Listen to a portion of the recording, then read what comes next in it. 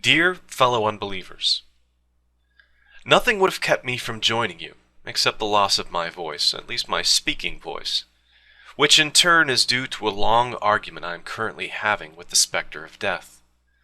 Nobody ever wins this argument, though there are some solid points to be made while the discussion goes on. I have found, as the enemy becomes more familiar, that all the special pleading for salvation, redemption, and supernatural deliverance appears even more hollow and artificial to me than it did before. I hope to help defend and pass on the lessons of this for many years to come. But for now I have found my trust better placed in two things: the skill and principle of advanced medical science, and the comradeship of innumerable friends and family, all of them immune to the false consolations of religion. It is these forces, among others, which will speed the day when humanity emancipates itself from the mind-forged manacles of servility and superstition. It is our innate solidarity, and not some despotism of the sky, which is the source of our morality and our sense of decency. That essential sense of decency is outraged every day. Our theocratic enemy is in plain view, protean in form. It extends from the overt menace of nuclear-armed mullahs to the insidious campaigns to have stultifying pseudoscience taught in American schools.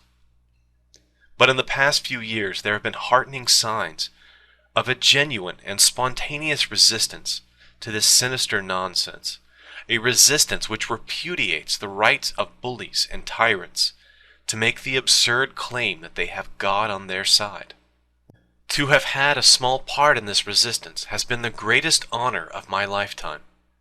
The pattern and original of all dictatorship is the surrender of reason to absolutism and the abandonment of critical, objective inquiry.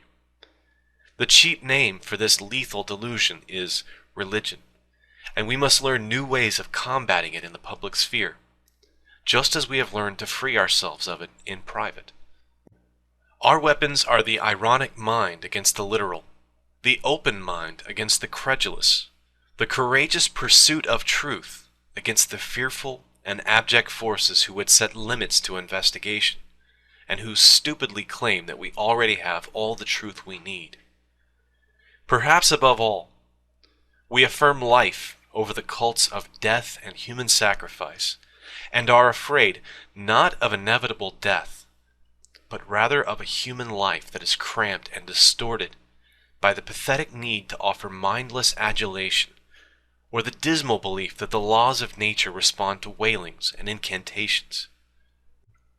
As the heirs of a secular revolution, American atheists have a special responsibility to defend and uphold the Constitution that patrols the boundary between church and state.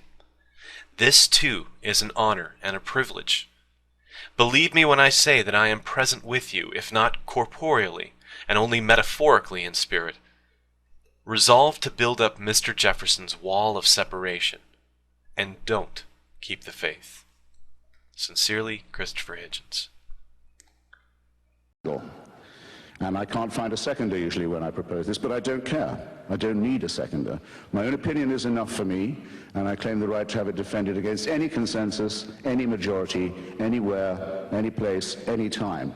And anyone who disagrees with this can pick a number, get online, and kiss my ass. Actually, in the present situation, the main threat to free expression comes from public opinion. So for a Democrat, someone who believes in popular sovereignty, it's a very great problem that public pressure, the pressure of the masses, if you like, is the one that you most likely have to face. And it's also much the hardest to resist, because you'll be accused of being an elitist.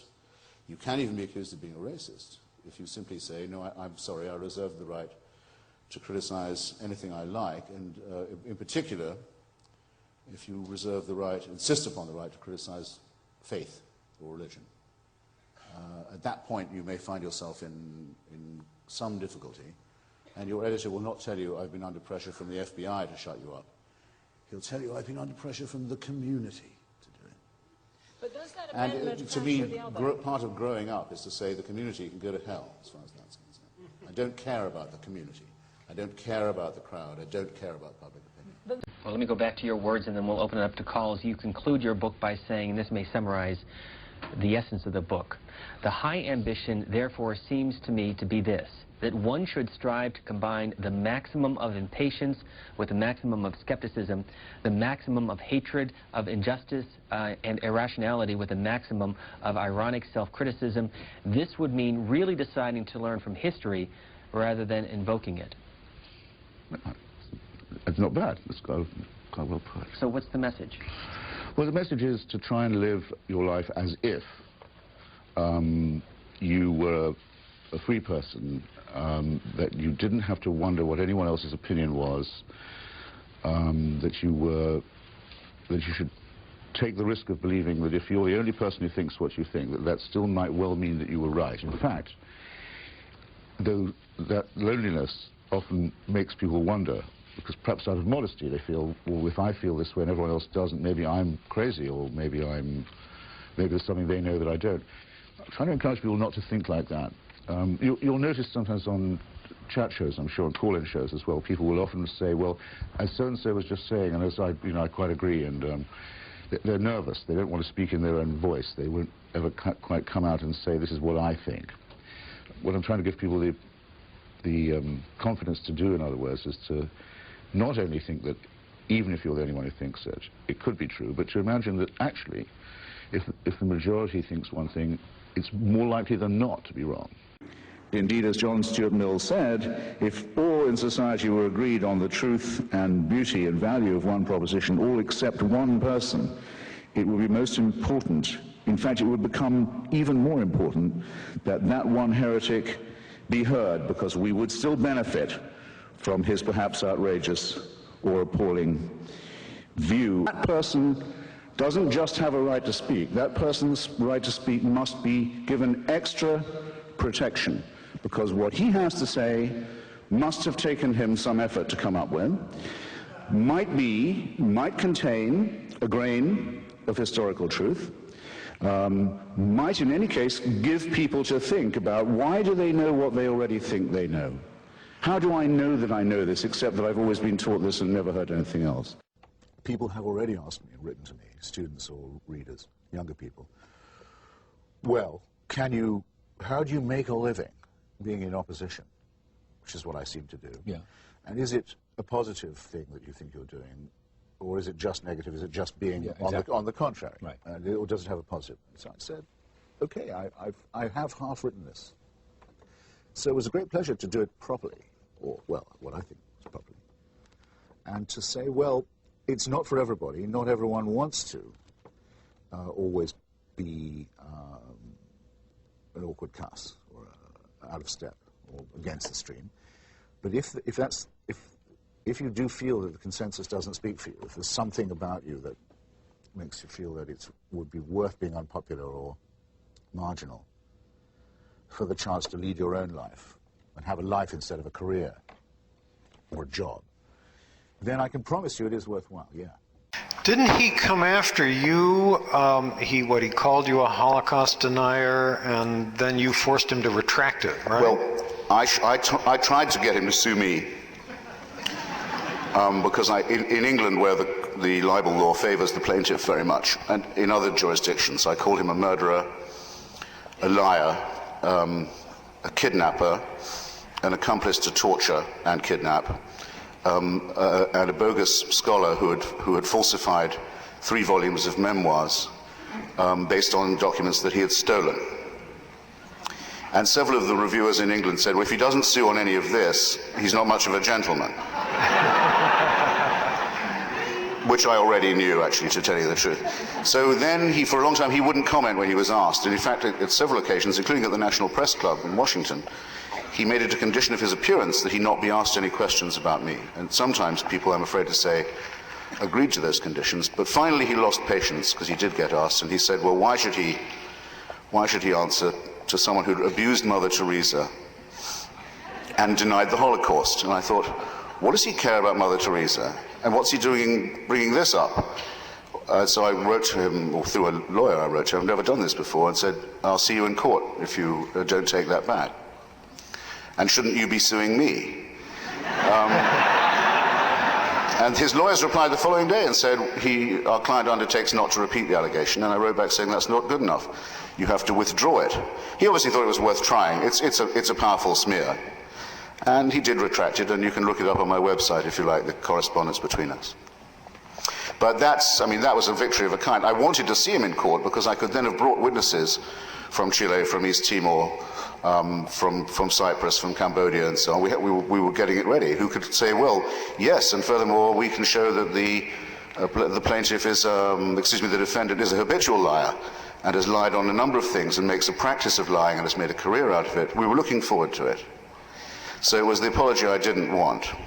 But I repeat, the disgrace is that there is no proceeding against him by any organ of law or justice in the United States. The United States shelters him as a wanted war criminal, and that the United States opposes the establishment of an international criminal court because it knows that it is sheltering a wanted war criminal.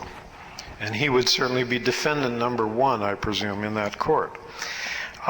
In looking back over your work over the years, one of the things that I've always admired is the way that you have been very consistent in writing about human rights issues and human rights abuses wherever they occur. Eastern Europe and Soviet era, Chile, South Africa, the Kurds, before anybody else was writing about them. You've always been a staunch backer of rights for the Palestinians, many other places as well. And unlike a lot of us, you actually seem to go to all these places. And I'm thinking, if the FBI and CIA have 150 pages on me, the intelligence services of many countries must have thousands of pages on you. And I'm wondering whether, in your travels, there have been any key experiences, key encounters that started you on this path, or were the key experiences, were they things that came before you started going to the various hotspots? Well, you make me sound more intrepid than I am, Adam, but I would say if you asked what was a formative or turning point experience for me, it would probably be, there would have been two in the last decade. One was my last visit to Kurdistan, to the Kurdish provinces of northern Iraq. At the end of the Gulf War, where I visited Halabja, the town that was destroyed with chemical weapons, and where the wounds that are inflicted by weapons like that stick around for a long time. They keep burning on people's skin and flesh, and you can see this stuff still sizzling on people. People still suffering from it. And I have a photograph of myself sitting on the unexploded chemical bomb that the Iraqis left behind. They tried to destroy the evidence, but they left one behind, and there it is with their Air Force markings and so on. I mention it because sometimes there are people on the right, and some fools on the left too, who still try and deny that it was the Iraqis that did that. The point I'm making about why it had a big effect on me, though, is slightly different. It's this: I realized that here was an unintended consequence of the Gulf War.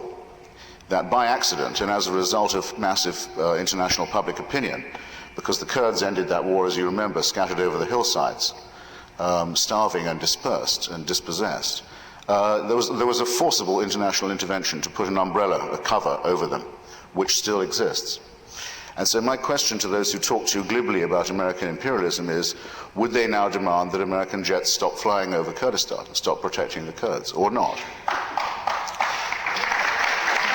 And if they would, I'd of course be very glad to hear their reasons, and if they wouldn't, would they examine those implications? Because I think they're quite important ones. Remember, there are, we think, probably not less than 30 million Kurds, maybe more, in Turkey, Iraq, Syria and Iran mainly, that they're the largest people in the world without a state, that they're the oldest cause of the left in the Middle East. I mention these things because it sometimes seems to me they don't get mentioned enough.